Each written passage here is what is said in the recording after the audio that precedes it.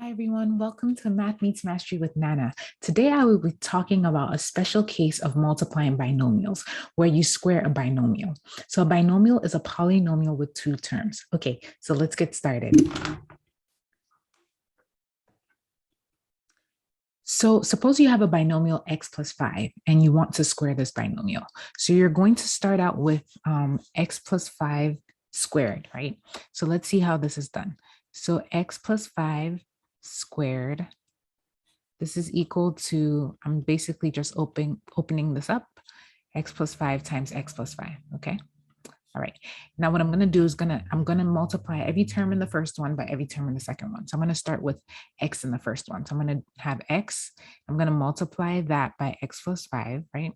And then I'm gonna have my plus 5 from the first one, and then I'm going to multiply that by x plus 5 so that every term here gets multiplied by every term in the second one.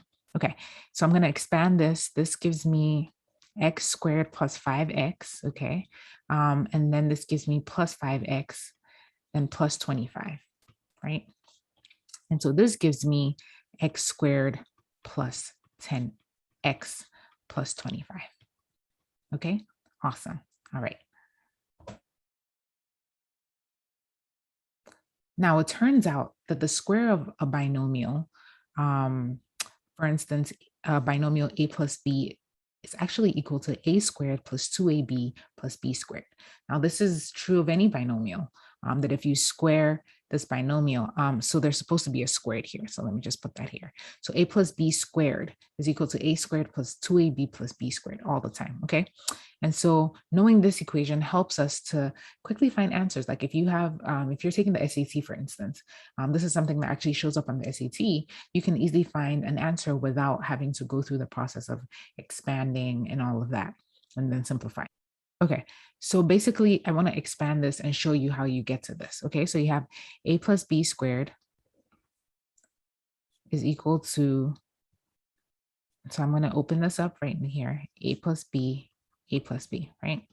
And so again, I want to multiply everything in the first one by everything in the second one. So I'm going to take a from the first one and multiply it by everything in the second one. And I'm going to take b from the first one and multiply by everything in the second one. Okay. And then when I expand this, I get a squared plus ab plus ba plus b squared, right? Okay.